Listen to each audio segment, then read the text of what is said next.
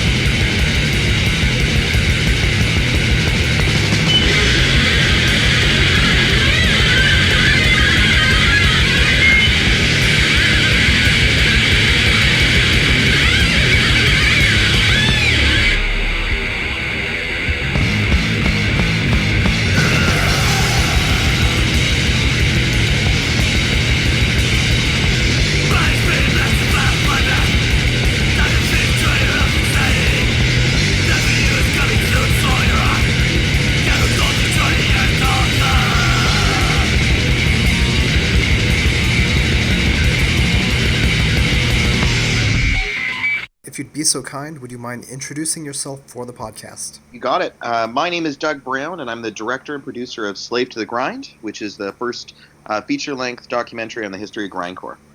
So I should start by saying that the introduction was made by Richard Hoke of Brutal Truth and Total Fucking Destruction. He encouraged me to get in touch with you. I'm guessing that you interviewed him for the documentary?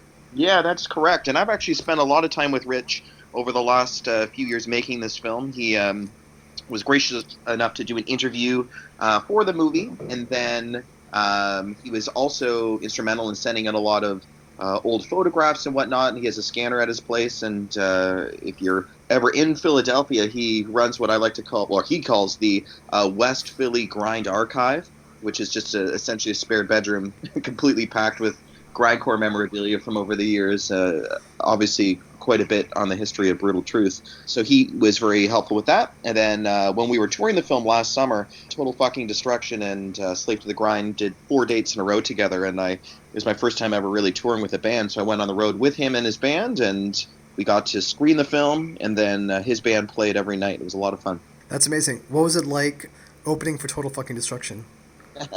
Well, they live up to their name.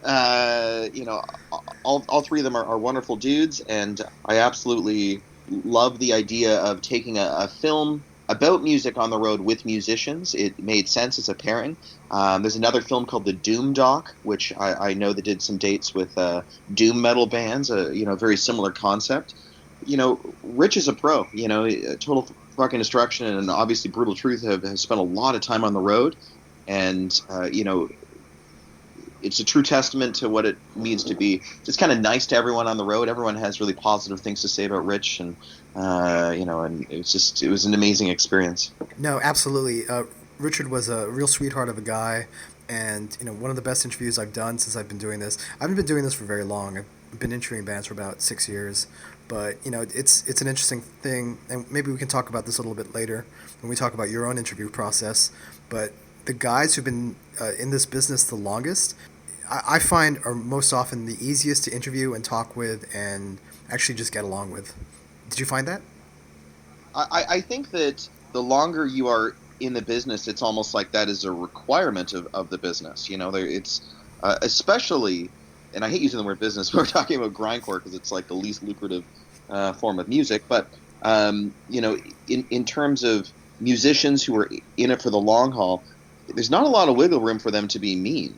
There's only so many people in this world who listen to certain types of extreme music. So therefore, if you are a jerk, you're going to be outed pretty quickly.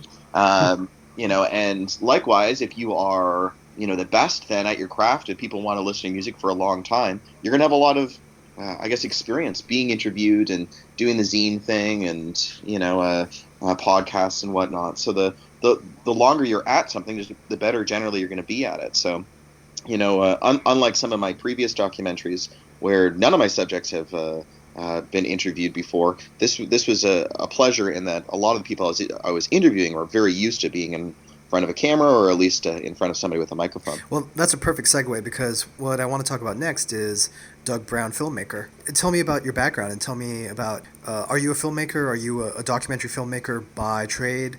How long have you been doing this professionally? I guess I am a filmmaker. It's a term that I've struggled to identify with.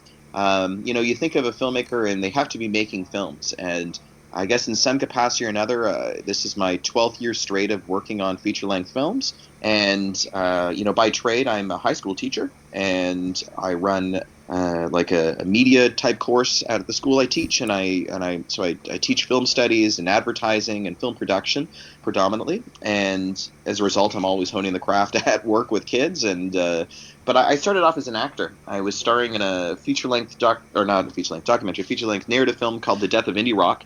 Halfway through the production, they realized they needed a composer to start writing some of the music for the film, because it was a movie about a rock band, and then they asked if I could help with that. And by the end of the production, I ended up being an associate producer, the composer of the film, and one of the leads.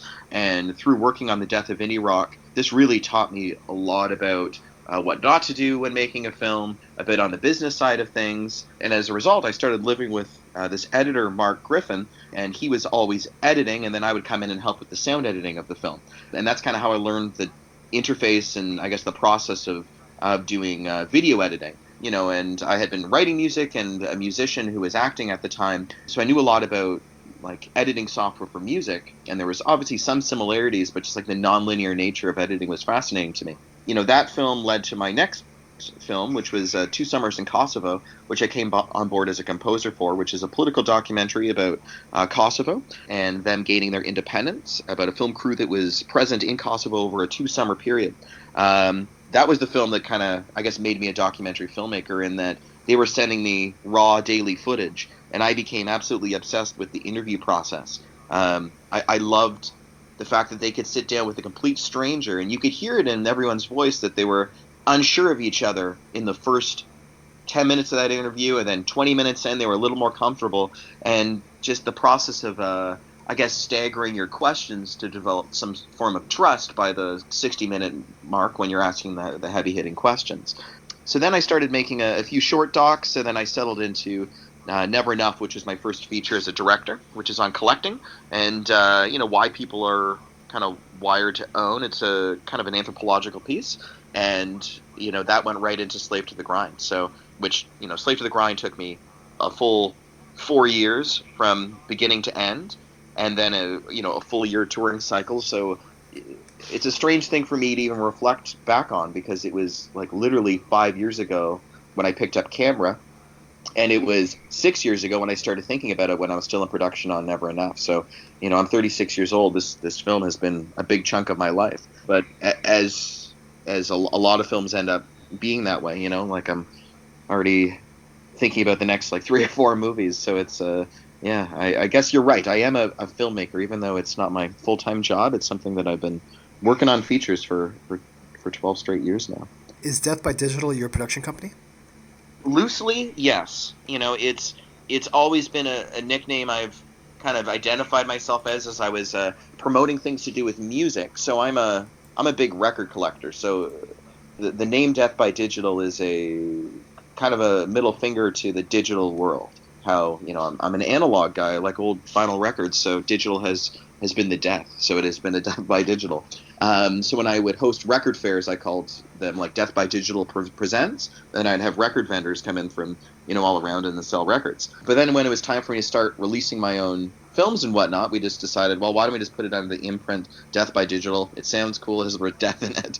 And obviously, being an independent filmmaker, I'm very much a DIY kind of guy, and I've had some opportunities to work with some funding. I've worked on films that have had funding, and I always tend to enjoy myself best when, I'm 100% at the helm of everything and I own something at the end, even if it means all the struggles and headaches along the way. And sometimes it means that, I have to take an extra full year just to work on something. But so the name Death by Digital is kind of my catch-all term for anything creative that I work on. So it doubles as it's a production company, it's a distribution company, it's a record label, and it's a promotion company.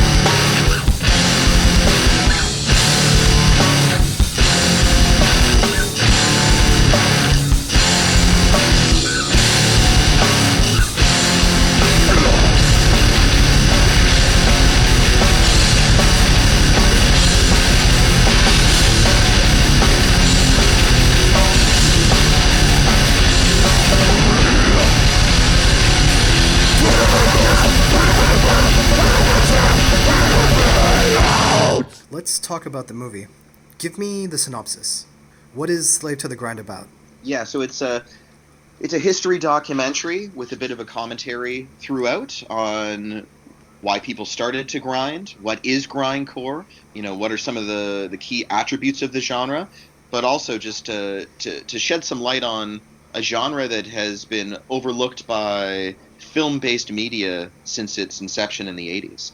So it is, a combination of hardcore punk and extreme heavy metal, thrash metal and death metal in particular, that coalesced together by bands like, Napalm Death, and Repulsion, and Agathocles, and these bands were just incorporating the sociopolitical attitudes of some of the hardcore punk bands, as well as the drunken buffoonery and the growling and the yelling, and I guess more the aggressive nature of heavy metal and death metal in particular. Put the two together, created short songs, and created grindcore. So the film chronicles that, but I should also add that the film goes around the world and shows how it's existed and persisted over time, and also talks a little bit about the future of the genre and showcasing some of the younger bands that are coming up. To me, it's a very fascinating genre because it almost shouldn't exist. In a lot of ways, it's like a middle finger to, conventional music. It's anti-authority. It can be very anti-label, which is odd. Like there's always the debate of, the major labels coming in and stealing the underground spirit, which obviously is something that is still very prevalent in the punk rock scene today. It displays what I consider to be the most extreme form of music. Why grindcore? Why was this the subject that you decided to do a documentary on? Why this type of music? The documentary filmmaker is always looking for something that hasn't been done. I'm a strong believer in I will never do the same thing again. I don't think that things should be redocumented. That said, there should be more documentaries on grindcore, but it can't approach it the same way that I did, right? It doesn't make sense just to rehash the same film. So, here I was looking at almost like a void in knowledge. I'm a big fan of Sam Dunn's documentaries, Global Metal Headbanger's Journey. When he was able to make that Metal Evolution television show, he did, I think it was 12 or 13 episodes, and each episode was on a different subgenre of heavy metal. Thrash metal and proto metal, like some of the Origins and hair metal, and they never did an episode on some of the more extreme genres because it was, aired on TV. They were fortunate enough to do a Kickstarter campaign, a crowdfunding thing, and then they did that final episode in extreme metal, which was death metal, black metal, and grindcore. And then in that episode, I believe there was 6 minutes dedicated to grindcore. So here I was like a grind nut, super excited that it was finally going to get its due, and then it got 6 minutes in a television show that, never even aired on TV and was straight to YouTube. So I obviously felt like it was not just my place to do it, but it was time for it to be done. And if I didn't do it, somebody else was going to do it.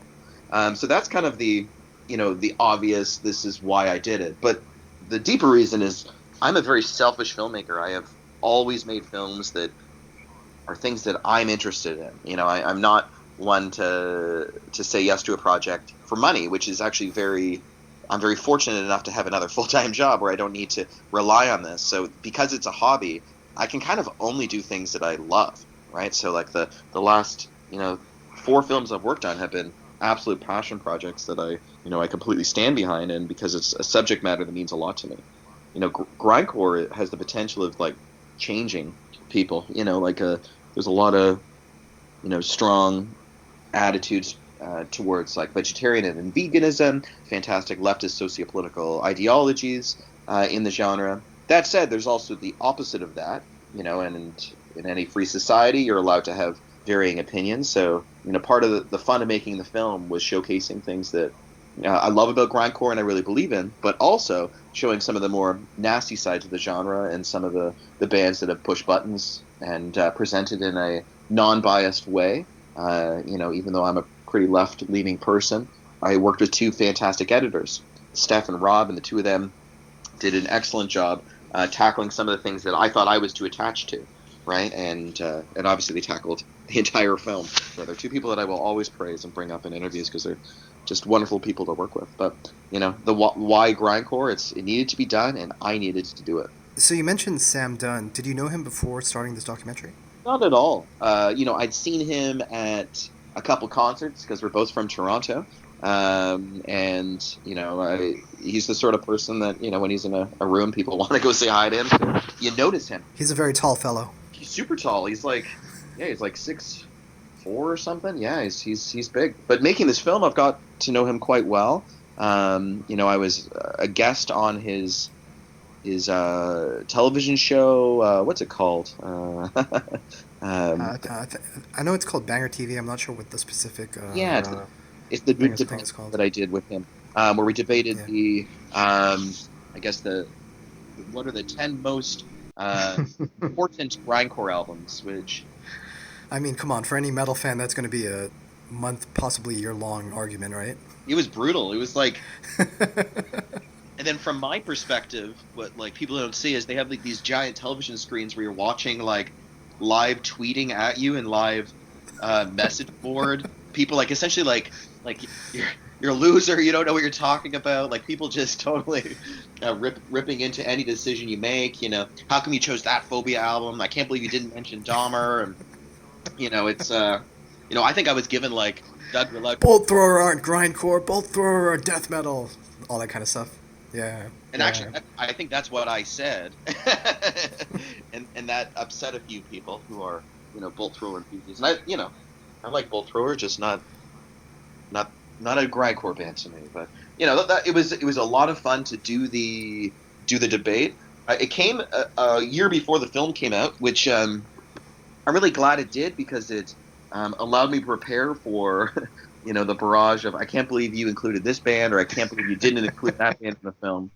And even actually yesterday on the Facebook page, I'm not sure if you've noticed this like silly trend of people saying like, my musical influences are 10% this band, 10% that band, and they list 10 bands at 10%.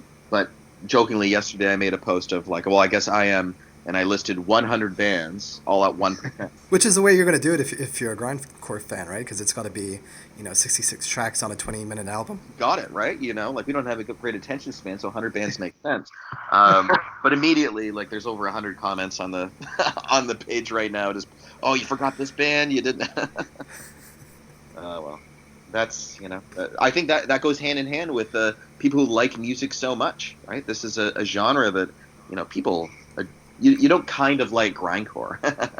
It's just like, oh yeah, I guess Napalm Death's okay. I also like Katy Perry. No, you love Napalm Death, and that's it. I also like Katy Perry, but I do think that it goes hand in hand with a genre of music where people are just like so nuts about it. I like Katy Perry too. I just didn't realize until recently that she made music. So this movie was mostly crowdsourced, is that right? Yes. Well, I'd say it was 50% crowdsourced in terms of funding. Yeah, the whole film, as a filmmaker, I'm very proud to say, like, I made this film under $50,000, which is, pretty amazing considering it was shot in 4 different continents and 9 different countries. It involved me taking crew on planes.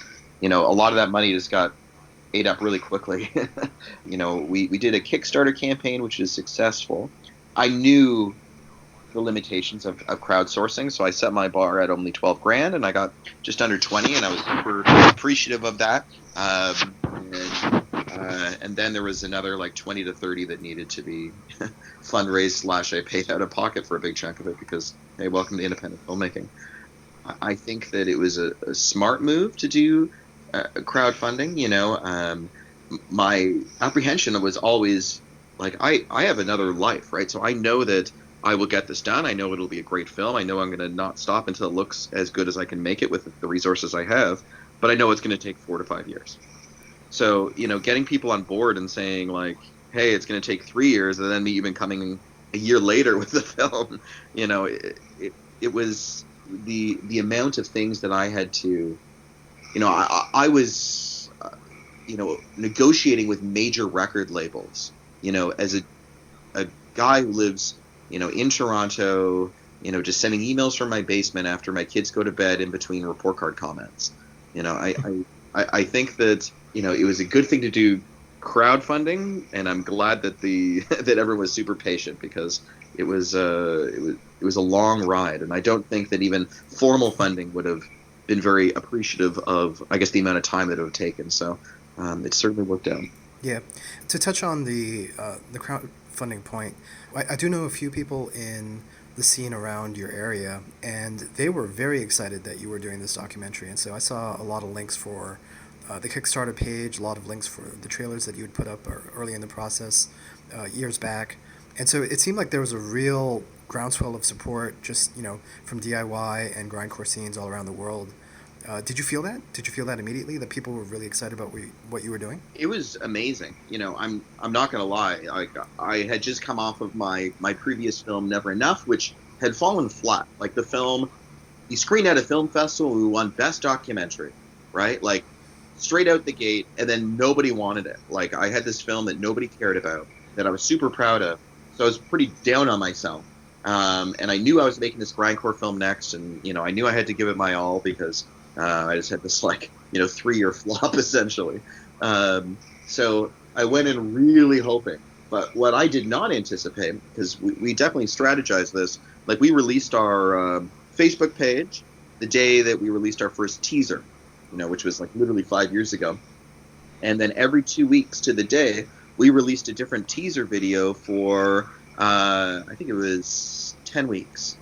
And then on the 10th week, the final teaser was our Kickstarter video. So I remember day one, inviting my 50 friends to like the Facebook page, and going to bed and waking up the next night and there were 6,000 people that had liked it. And then the video had 10,000 views or whatever, and I was like, oh, okay, I guess this film will be made. And I'd already had a few false starts. I tried to interview Carcass early on in the production. They were going to be my first interview, and then their tour manager emailed me back saying they weren't interested, and then I emailed my crew. I'm like, it's off. We're not making the film, And then the next day, Ben Falgost from Soil and Green, his tour manager, emails me back saying he is down, and then you can do the interview next week. So I emailed the crew. I'm like, it's back on. We certainly had a few false starts, but this second that Facebook page went live, it was 50 messages a day from people from every country in the world telling me how excited they were for this film and asking me if they could help in some way. And, I'm a filmmaker too, or if you ever need any sound editing help. And all of a sudden I realized that, I always knew that grindcore is this amazing underground community. But what it truly is it's a community of resourceful people who are willing to help each other out because nobody else will. It's we've been underdogs forever, so therefore we are so proud of what we can do and do anything to support one another. Within that first month, I did the same amount of interviews in 2014 that I did in 2018 when the film was launched, and I had a publicist working for me, just through zines and the amount of outreach, and I was doing 2 to 3 interviews every single day for 60 days of that Kickstarter. I did nothing to ask for those interviews. It was just this amazing underground community, and I'm sure that if you were to throw any killer underground grind band and all of a sudden they release an EP, it's the same amazing feedback.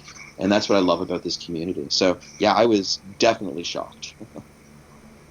So just to clarify, did you end up interviewing Carcass? Yes, I did. They were very Excellent. much on board, but they were definitely on board once everyone had talked about it, right? They weren't on board when there wasn't even a Facebook page for it. I didn't even have a logo yet. I didn't, right? We hadn't even called the film Slave to the Grind. I was contacting people with an untitled grindcore documentary for the first 4 or 5 interviews, right?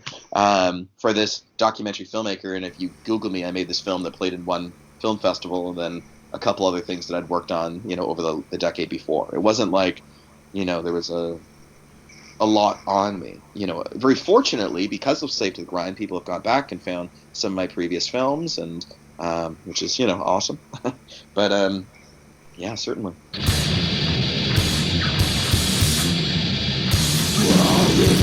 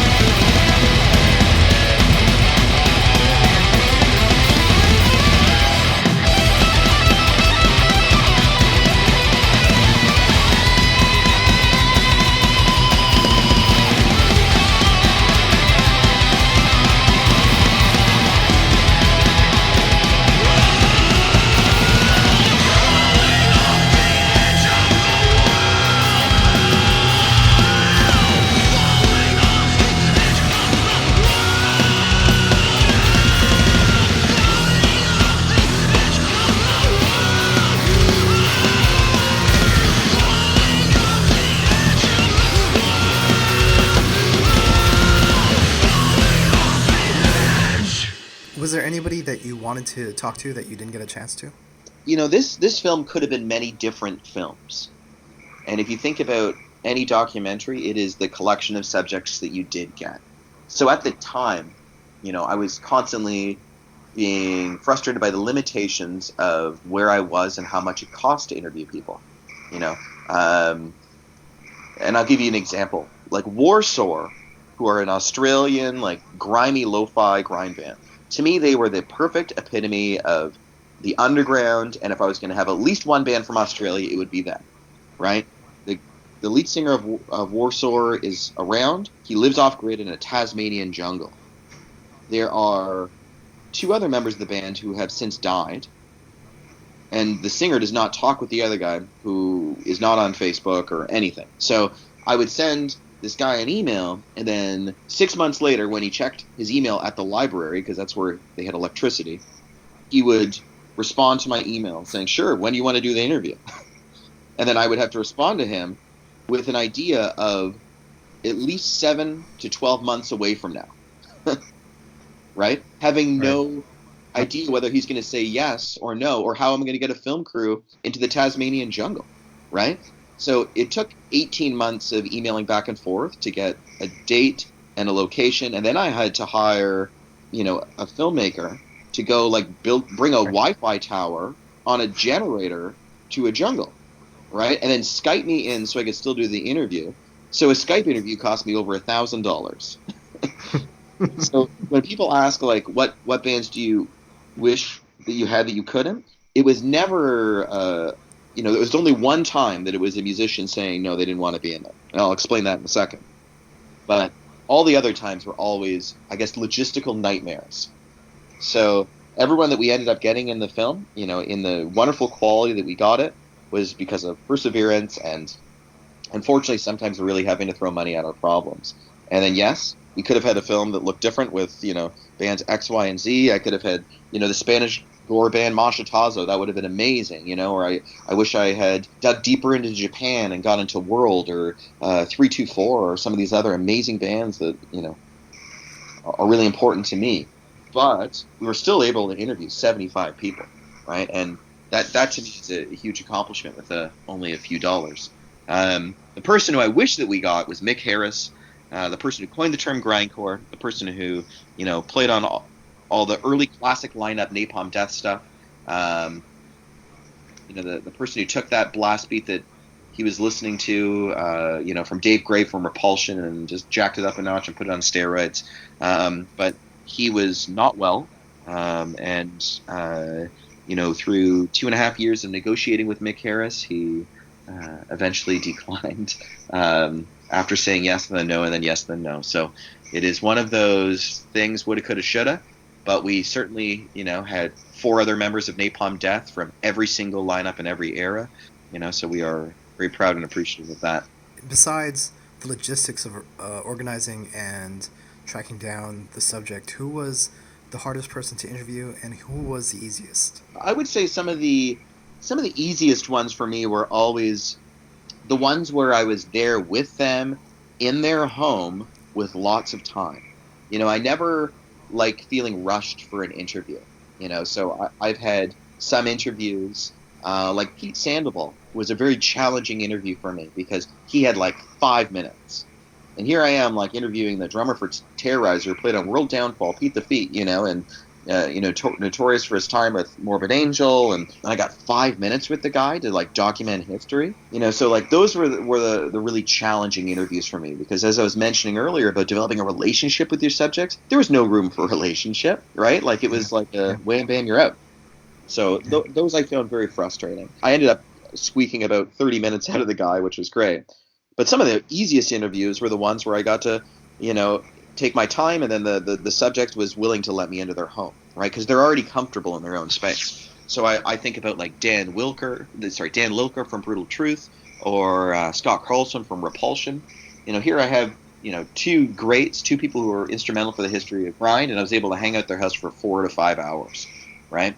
And not to mention, like, I'm a big record collector, so Scott Carlson has a massive record collection, so him and I just chatted records the whole time. So, that is definitely, at least my experience of what makes a good or a hard interview. In terms of likability of all these dudes, like, everyone was just so awesome and lovely and welcoming, that's for sure.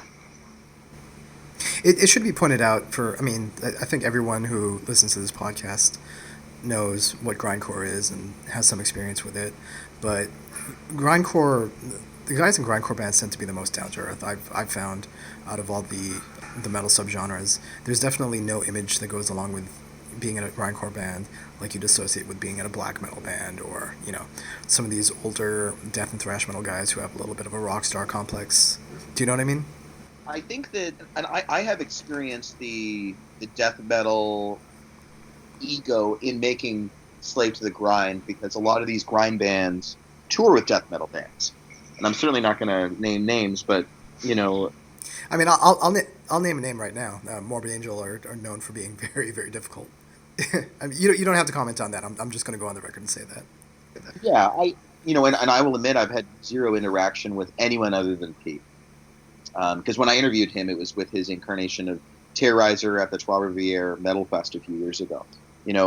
Some musicians certainly have a reputation for being challenging during sound checks, and egos of where their merch goes and how much space their banner gets on the stage. Meanwhile, you have like a grindcore band that's just like throws 7-inch singles on a dirty lawn, and like the show's in somebody's backyard. Like it's really hard to have an ego when that is the scenario in which you are performing, if that makes sense. Like if you think of the world's biggest grindcore stage, Obscene Extreme, the biggest grindcore music festival in the world in Czech Republic, and you literally have every single band wandering around, just like, oh, there's the singer of this band, there's the singer of that band, and they're just in the muddy pit, and hanging out with everybody else. It's like, and that's the biggest stage possible, so it's incredible.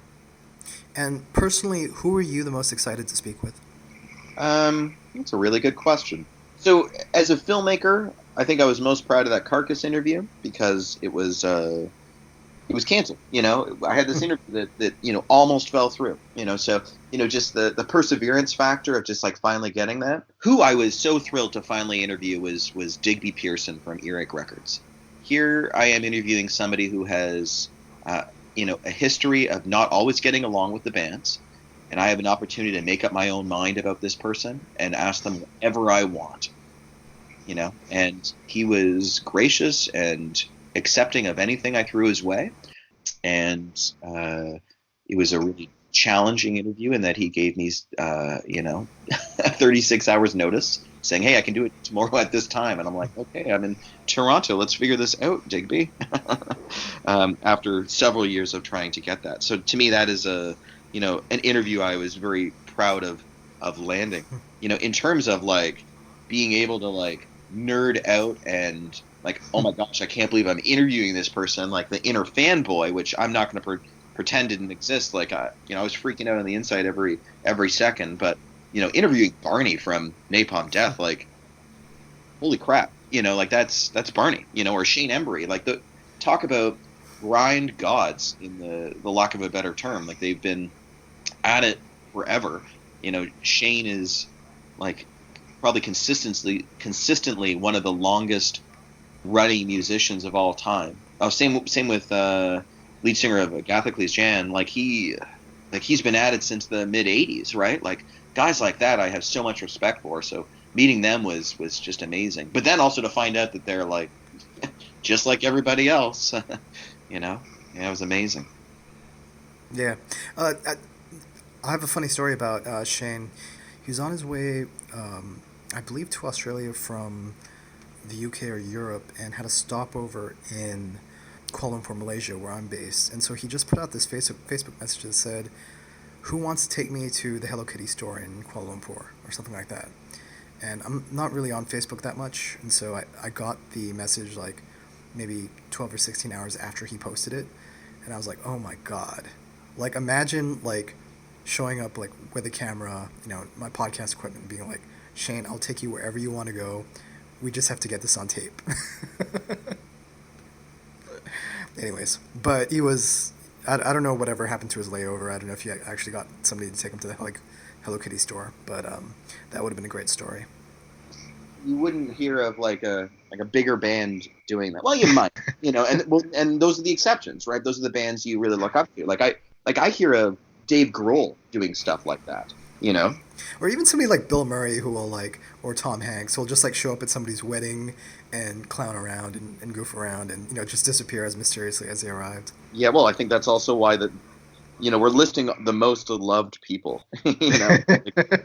It's like, everyone. Shane's definitely the Tom Hanks of grindcore. 100%, yeah.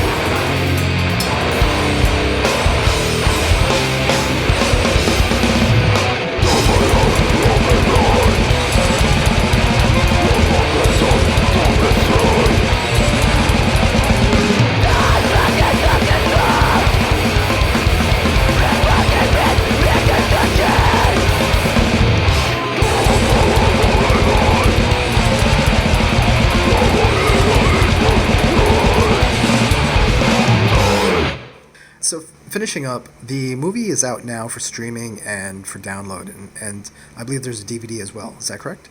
That is correct. Yeah, so the film was released digitally through Reelhouse, spelled ReelHouse.com, and it is a on-demand service. You just kind of pay for a download, or you can rent it and you have like 48 hours to watch it off their site. And you can stream it to your TV and whatnot.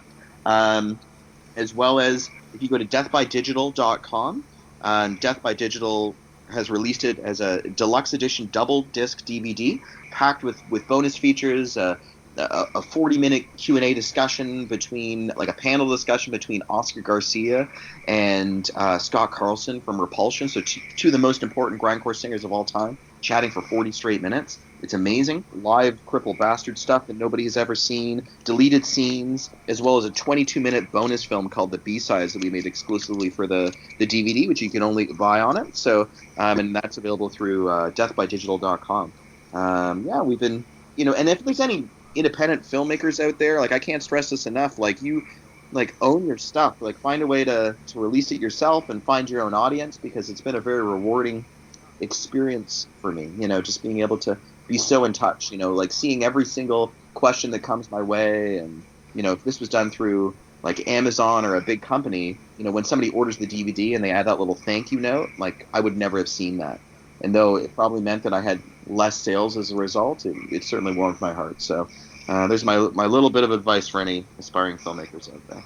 Were you able to take this to any independent film festivals or things like South by Southwest or anything like that? Yeah, we were very fortunate. We screened the film in 19 film festivals. We won 6 awards. We won Best Documentary in 3 different continents. Like, that means the world to me. Calgary Underground Film Festival was our world premiere, April 21st, 2018. We've continued to screen at festivals ever since. The Dock and Roll Film Festival in London. Actually, we did 3 different incarnations of that festival all around Europe. And then we, screened it with bands, and we got to screen it 165 times worldwide. So, yeah, it's been quite the ride. Very cool. So I understand that you were actually able to go to Singapore for this documentary. Is that correct? I did not go, unfortunately. Okay. The film, had great success by playing, there, and I conducted, I'm going to say, 99% of what you see in the film, I conducted, but 90% of it I was physically there for. There's a lot of like international things that, though I Skyped myself in for the interview, I was not able to physically be there. Like the one I mentioned in Tasmania, and there's one in Japan, and so yeah, there was a lot of things I was fortunately able to do remotely, but unfortunately wasn't able to be there. Yeah. No, understandable, because that's a long ass flight. I've flown from Malaysia to the east coast of the United States several times, and that's a flight that takes years off your life. Like I flew to the Czech Republic last summer to screen the film a few times at Obscene Extreme, and even that, like, I'm not a super well traveled guy, but that was a 10-hour, it was like just ruined my week, just thinking like yeah. Well, the only reason I bring up Singapore is because I'm based in Malaysia, and we have got one of the, I would say, densest grindcore scenes in Southeast Asia. And I only say that because half of everyone I know is in a grindcore band. And I've been saying for years that Malaysian grindcore should be a term just like Norwegian black metal or Swedish death metal or anything like that. And so I don't know if anybody from this part of the world contacted you. A lot, yeah. It's really exciting just to think of just like how many amazing grind bands exist, around the world. I'm trying to think of some of the grind bands from Singapore. Is there a band called Corpses? Does that sound right? I don't know Corpses. I mean, there might be one. The guys that I know are Tools of the Trade and Compulsion to Kill. And I could probably keep going for another 5-10 minutes. We have a lot of grindcore bands here. Of course, Singapore is most famous for Wormrot. And the singer and former drummer of Wormrot are in Code Error, with the guitarist from Tools of the Trade, who's Malaysian. Yeah, and Tools of the Trade is the old drummer from Wormrot, correct? Yes, that's correct. Yeah, I saw them, actually, both Wormrot and Tools of the Trade played at Obscene Extreme last summer. And actually, I spent a lot of time with the Wormrot guys. Unfortunately, they are not enslaved to the grind, but Chirby the organizer had set up like a 2-hour shuttle from the airport to the festivals, and it was just myself, all of Wormrot, and half of Rotten Sound in this van for 2 hours. Essentially driving and drinking a lot.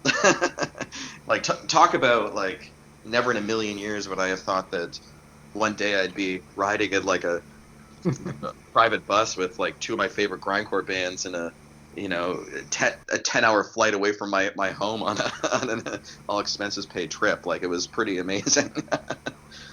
That's amazing. So before I let you go, I do need to put you on the spot. In your opinion, what is the greatest grindcore album of all time? The greatest grindcore album of all time is From Enslaved to Obliteration by Napalm Death. Hands down. It has just the right amount of speed. It has these gnarly slow parts. Lee Dorian's vocals are completely out of control. And if we're going with like a recorded album, I think that is the best drumming that Mick Harris ever did.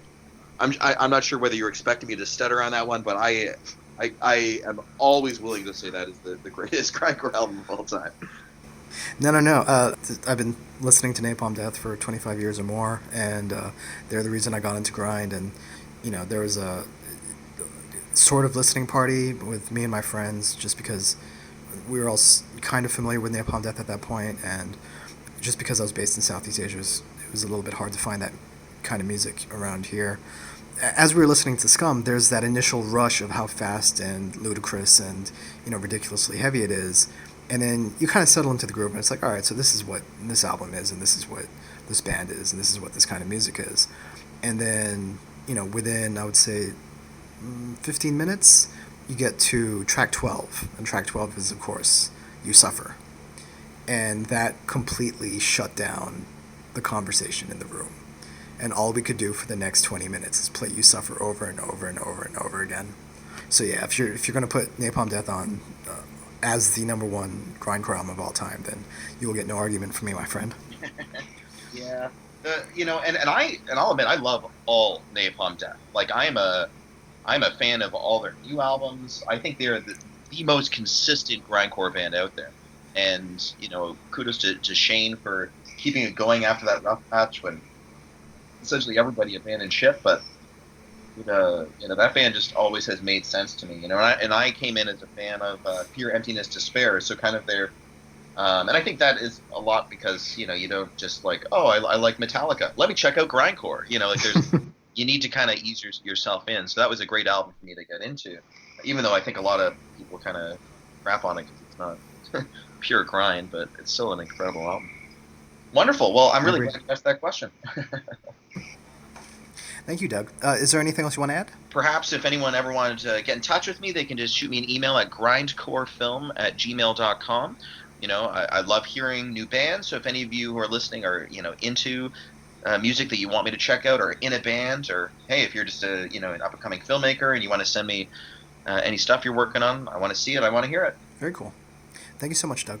Oh, you're very welcome. Thank you for the interview.